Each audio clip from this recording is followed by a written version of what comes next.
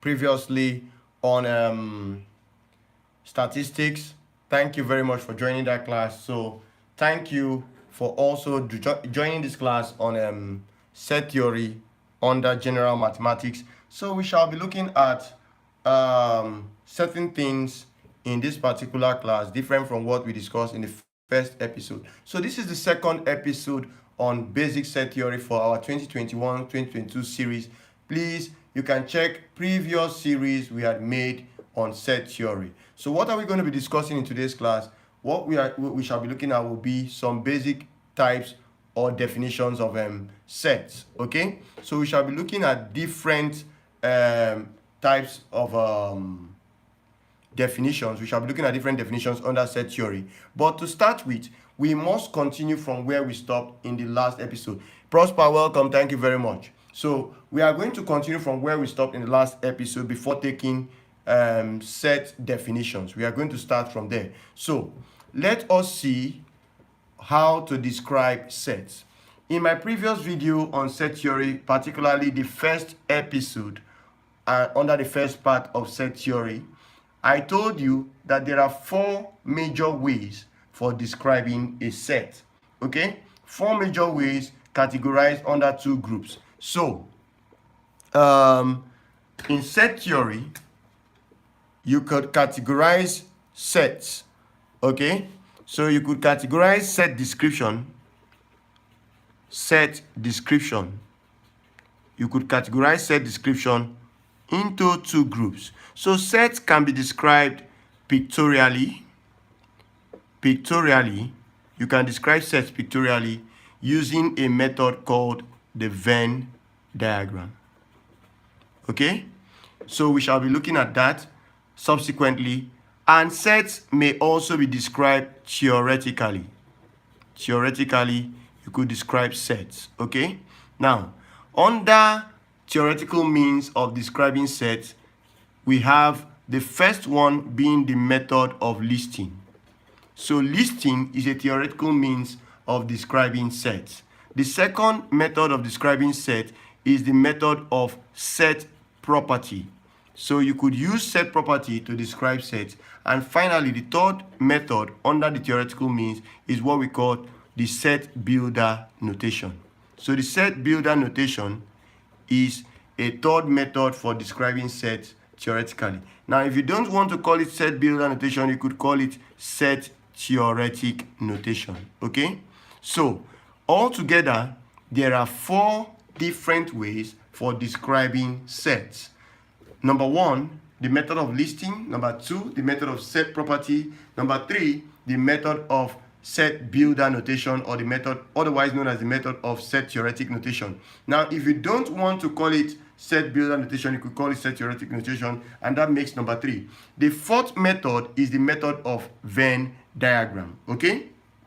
So the fourth method is the method of Venn diagram.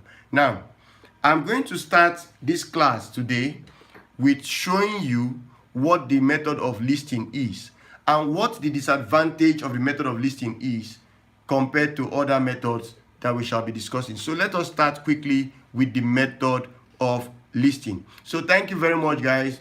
Those of you, I can see two people watching live. Thank you very much for smashing a like on the video. I am very, very grateful. So grateful to you. I saw Prosper earlier on. Thank you very much. And the second person, thank you. So let us continue. So we are discussing our second episode in part one of basic set theory. So what are we doing today? We want to look at the meanings of each of the methods for describing sets. There are four methods categorized under two groups. The four methods are: one, the method of listing; two, the method of set property; three, the method of set builder notation; and four, the method of Venn diagrams. These four methods are categorized under two categories, namely theoretical category and the pictorial category. So the pictorial category is where you have the Venn diagram as a method of describing sets, whereas the theoretical category is the category where you have Grace, welcome. Thank you very much for your support. I love you. Thank you very much. So the method of listing, the method of set property, the method of set builder notation are the methods for describing sets theoretically. So let us start with the method of listing. how does this method work? So what is the method of listing? I'm going to start, guys, with telling you that the method of listing describes a set by itemizing every element in the set. So this method of describing a set is simple. We use it all the time in our homes. We use it all the time in society. How do we use the method of listing? What does the method of listing mean? For you to understand the method of listing, take note of this. It is done by simply itemizing every element in the set. Let me show you how this method works. Now, let's assume that there are 6 children with 6 names in a home alongside their parents, a man and a woman. Now, take note of one thing. Remember, our definition on set says that a set is a collection of well-defined objects. A set is a collection of well-defined objects. So it means that a family is a set. A family can be described as a set. Why? It is because the elements in the collection, gathering 6 children with their parents, makes a collection. Now, not every collection is a set, but the family as a collection makes a set. Why? There is a relationship between everyone that makes a family. They are related by blood. Okay? Because there is at least one property that relates every member of the family, it means that a family can make a set. Now, how can I describe a set such as a family using the method of listing? To describe a set such as a family using the method of listing would require itemizing every element in the set. Meaning that for me to describe a home that contains 6 children and 2 parents would mean itemizing them by calling each of them by their names one after the other. So if the man's name is John, I would start with saying there is John, there is Mary the wife, there is Christabel the daughter, there is Elizabeth the daughter, and maybe they have 4 sons.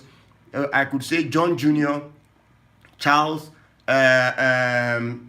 probably Chibuzo or Kalu, whatever the boy's name may be. I could mention the names of the boys. So the method of listing will require you to describe a set by mentioning name by name every element in the set. So how does the method work again, everybody? The method of listing is done by itemizing every element in the set. So all you have to do to use the method of listing is to itemize. And to itemize means to mention every element in the set one after the other. Now, that is the method of listing. But quickly, you would see that this method of listing has a disadvantage. So now that we know that the method of listing describes a set by itemizing every element in the set, you should also know that the disadvantage of the method of listing, good evening, Ademola, welcome. So the disadvantage of the method of listing, guys, is that it cannot be used efficiently. It cannot be used for describing large sets efficiently.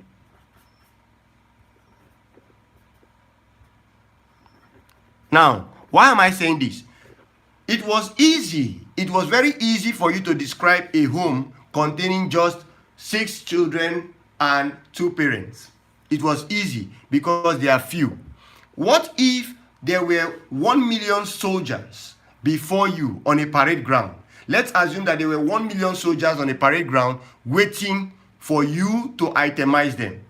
In what day or in what month or in what year will you finish counting every member of the set if you want to use the method of listing, which requires you to itemize every element in the set? To itemize a set as large as a million soldiers would require you to mention them name by name, itemize them. So this method, called the method of listing, is not an efficient means for describing large sets. Okay, that does not mean as a method for describing sets it does not have its advantage. It has its advantage, but the major disadvantage of this method is that it cannot be used to describe large sets efficiently, because in describing large sets using the method of listing, you would have to itemize, and itemize means mentioning them one after the other. Now, what then is the advantage of this method? The advantage of the method of listing, is that it helps one to know every element in the set. So if you used the method of listing to describe a set, you will come to realize unconsciously or consciously that every element of the set is known to you. Let's assume that you went about classifying or describing a home containing 4 children and 2 parents the previous day. If you are called upon the following day to mention the names or the type of people you saw in that house, because you actually use the method of listing, you will be able to produce the number of persons and the type of persons you saw in that house, simply because you itemize them. And the process of itemization helps you to know the elements one on one. So you will know that there is Nkechi in that house. You will know that there is a Demola in that house. You will know that there was Kalu in that house. You will know that there was Effiong in that house. You will know that there was James, the father, in the house. You must have known that there was Mary, the mother, probably in that house. So what am I saying, guys? The method of listing has a disadvantage. The disadvantage of the method is that it cannot be used to describe large sets efficiently. Why can it not be used to describe large sets efficiently? It is because the method of listing requires that you itemize, and itemizing means mentioning name by name, going through each element in the set. That cannot be done for very large sets because it consumes time, it wastes energy, it wastes resources. It will waste resources. Now, on the other hand, the method of listing is not all that bad. It also has its own advantage. What is the advantage of the method of listing? It helps you to interface with the elements. It helps you to know the elements in the set one on one. So that is the major advantage of the method of listing. But in all, take note, everybody, that the method of listing is a method for describing set by itemizing every element in the set. So let me give you an illustration. If you were to use the method of listing to itemize or to describe a basket of fruits, you can say A. Remember, in set theory, we use uppercase letters, capital letters, to represent sets. So you can say A contains mango, orange, banana, okay, and say apple. So you will notice that this is an illustration using the method of listing to describe this set. So if I write A equals mango, orange, banana, apple, you will notice that there are 4 elements in this set, and I have described the set using the method of listing because I itemized the elements in the set. Looking at it, you will notice that there is mango in this set, there is orange in this set, there is banana in this set, and there is apple. Now this collection, mango, orange, banana, and apple, makes a collection that we can call a set, simply because for a collection to be a set, there must be at least one property that binds every element in the set. Notice, to all these elements, what is common is the fact that they are all fruits. So fruits, this is a set containing fruits, and because the collection has one element and one property common to them, you can call this a set.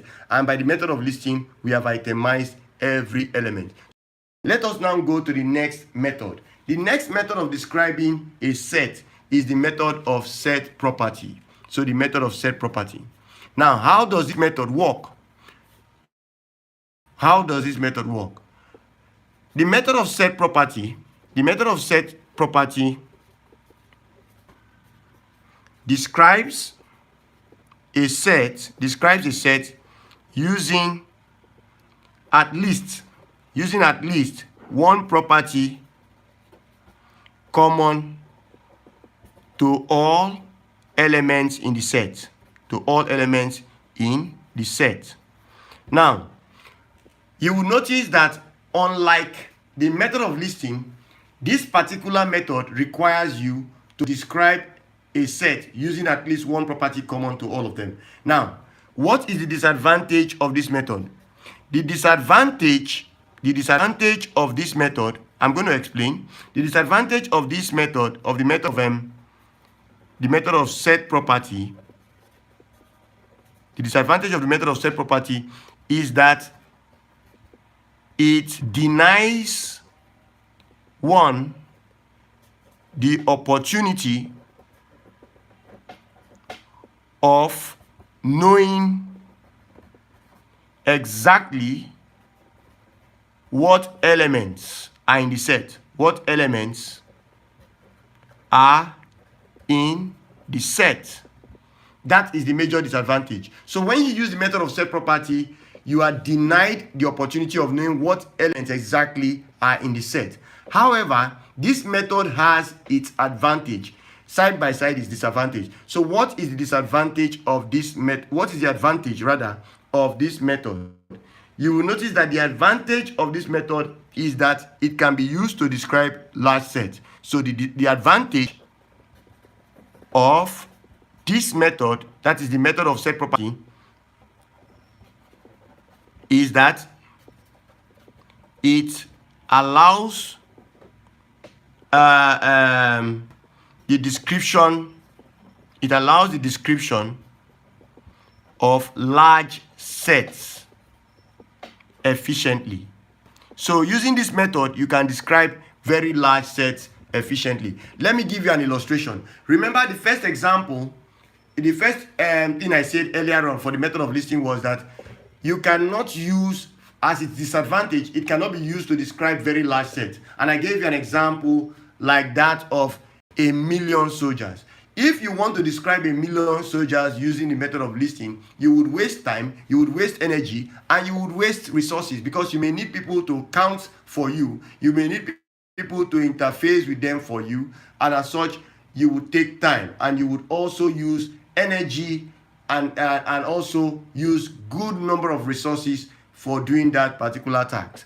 Now, the method of set property overcomes that disadvantage. Okay? How does the method of set property overcome that disadvantage? All you have to do using the method of set property to describe a set is to identify one thing that is common to every element in the set and use that same thing to describe the set. For instance, if I put 1,000,000 Nigerian soldiers before you, all you have to do is to look at them carefully and to find out whether or not they are Nigerian soldiers. Immediately you know, or you find out that they are all Nigerian soldiers, you only have to say that before me stands 1,000,000 Nigerian soldiers. So what have you done? You have just used the fact that they are Nigerian soldiers. What is common to every soldier standing on the ground, the parade ground, is the fact that they are Nigerian soldiers. So you have just used one property common to all of them to describe the set.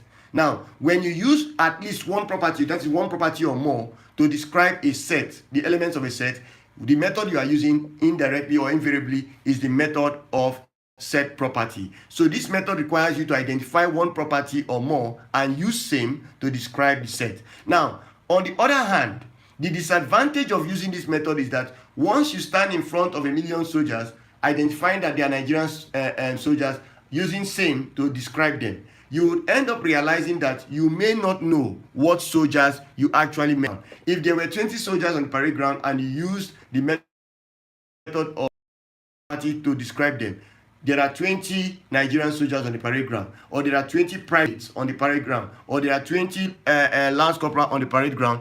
Good evening, welcome, Endurance. You end up realizing that the method of set property denies you the opportunity of knowing what person or what element was there in the set when you actually describe the set. So that is the major disadvantage of the method of set property. It is efficient for describing large sets, no doubt, but it denies you the opportunity, on the other hand, of knowing the elements in the set. So how does the method work? All you have to do to describe a set using this method is to identify one property or more common to every element in the set and use same to describe the set. So let us look at that example again. In the previous example under listing, I told you that mango, orange, banana, and apple belong to a set A. and that was the method of listing for describing that set. Now, if you were to describe that same set using the method of set property, a set that contains mango, so under listing we used this, the method of listing mango, orange, banana, and apple. So this was us using the method of listing to describe the set. If I want to describe this same set using the method of set property, I would just write A is the set of fruits. The set of fruits. Now, if somebody comes to you and tells you that the set A is the set of fruits, how would you know what fruits are there in the set? You wouldn't know. So that is the disadvantage of the method of set properties. It uses the fact that there are fruits to describe the set. So if you just come to someone, if you get to someone and tell the person that set A is a set of fruits, the next question the person would ask is, what fruits are there in the basket? What fruits are there in the set? Is there mango there? Is there orange there? Is there banana there? Is there apple there? Is there pineapple? So you cannot tell with the method of set property what the elements in the set are. And that is the major disadvantage of that method. Now, common to two of them, the method of listing and the method of set property, is the fact that they cannot be used flexibly for computation in mathematics. So we cannot use them for efficient or effective computation in mathematics flexibly. So that brings me to the third method, the method of set builder notation. The method of set builder notation. Okay?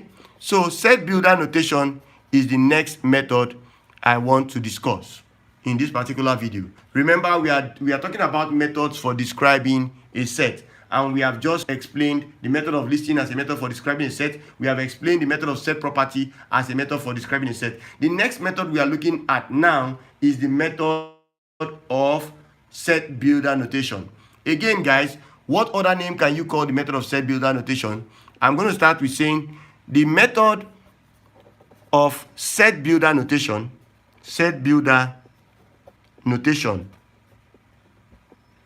may also be called set theoretic notation. So if you don't want to call it set builder notation, you can call it set theoretic notation. So that would be my first point. The method of set builder notation can be called what again? It can be called the method of set theoretic notation. So if you don't want to call it set builder notation, you just call it set theoretic notation. And if you don't want to call it set theoretic notation, you can call it set builder notation. Now, let's go to the next point here. So what is this method all about? This method uses conventional symbols. It uses conventional symbols for flexibly describing a set. So if you want to describe a set using this method, you can use the method of set builder. Okay, you can use the method of set builder. If you want to describe a set flexibly, you can use the method of set builder notation, okay, for doing it. So let's see how this method works. The method works with using conventional symbols. By convention, we mean agreed symbols. All over the world, it is agreed that a particular symbol should represent this in set theory, and this symbol should represent this in set theory. So I'm going to mention the symbols for describing the set, and I'm going to show you how to read and interpret set builder notation. You have to know this. It is the most flexible theoretical method for describing a set, and you must learn how to read it and also learn how to use it. So I'm going to show you how to get this done. Now, starting with this. Let me put up this. So in set builder notation, we would write a set. Let's assume I want to write the same set that contains mango, orange, banana, apple. Okay, I'm going to write this using set builder notation. I'm going to write A is a set of all elements X, such that X is a member of fruits, or X is a fruit, and X can be mango, orange, banana, or apple. So I'm going to come back to this. Now, I'm going to use this to show you how to read and interpret set builder notation. So the first thing I'm going to show you guys, if you want to learn how to read set theoretic notation, which you'll be using to solve problems in your exam, you need to watch this video carefully. So the first thing I'm going to do is to show you that we use A. A equals is a symbol, one of the conventional symbols used to represent, it represents an arbitrary set. An arbitrary set means it could be A, it could be B, it could be C, it could be any capital letter or any uppercase letter. So when you see A equals, it means an arbitrary set A. Okay? So an arbitrary set A. Now, the next thing is the equal to. Let me bring it out from. Okay. So let's see how to use set theoretic notation. Let's see. So I'm going to start with this. This table will show you and help you in using set theoretic notation. So to start with, let's put here symbol. Let's put all the symbols, the conventional symbols. So the first symbol I'm going to write is A. What does A stand for? So I'm going to put here meaning. So when you see A or any capital letter, it means an arbitrary set A. Okay? So how do we read that? We start with saying interpretation. I'm going to put here interpretation. So we call this, when you see A, you just say the set A. Okay? So A stands for any arbitrary set A. It could have been B, it could have been C, it could have been any uppercase letter. So when you see A starting the set representation or description, you just start with the set A. So the next one is equal to. So this means equal to, but will be read as is. Okay? It will be read, equal to will be read as is. What am I trying to do? I'm trying to show you an easy way to read and interpret set theoretic notation. Then comes the open brace. One part of the open brace. Okay? So you have the open brace in which your elements or your description goes. So you will put this. This is an open brace. This is a curly brace rather. This is a curly brace. And you would read this as of all. Okay? Of all. And I'm going to come to the next thing, which is now X. So this X here stands for an arbitrary element. Arbitrary element. Arbitrary means it could have been any other letter. So this X there stands for an arbitrary element X. Now just follow me carefully. At the end of the day, before this video ends, we'll be able to read and interpret set theoretic notation. Okay? That's what I'm aiming at before this video ends. So the next thing will be, the next element will be this element here. The next symbol will be this symbol, which is called bar, or this symbol, which is called colon. Okay? So we will spell the colon in this case as this, because this stands for colon. Okay? So now this element X, arbitrary element X here, is read as element X, while the bar or colon is interpreted as such that in set theory. So we call the bar or colon, we call it such that. Now, the next thing is the comma. So this in English language means comma. However, in set theory, we use comma to represent and. So it will be, wherever you see a comma, you read it as and. Okay? Then comes the next one I'm going to be putting here. The next symbol is the symbol called membership symbol. Okay? So this can be represented with epsilon, and it is used to show membership. So you can read it as member of or element of. Okay, so now let's go over the elements again. A stands for the set A, is interpreted as the set A. Equal to is interpreted as is. The brace is represented or interpreted as of all.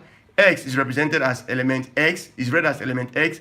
Bar or colon is read as such that, and the comma is read as and. Okay, then finally this epsilon is read as member of or element of. Now let me round up this video.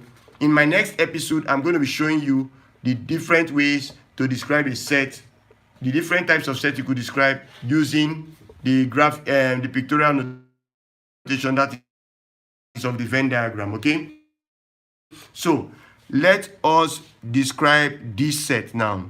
I'm going to start with this. Let us practice, do a little bit of practice. Okay, so A equals, I'm going to write this and let us read it together. Now let us read this together. I'm going to put here equals 0. Okay, now let's read this together. You will notice that you start with saying the set A. Instead of equal to, you would say is. So I'm going to begin from here to here. The set A, a comma will represent and. So let me read this for you and end this video. The set A is and. X is a member of, or X is an element of the natural number system. I repeat, the set A is the set of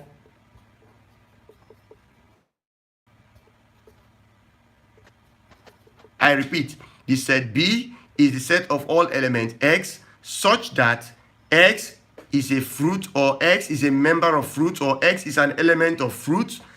Comma is read as and, so you now say and X is an orange, or X equals an orange. Thank you very much for watching this video. I will see you in my next class, which continues with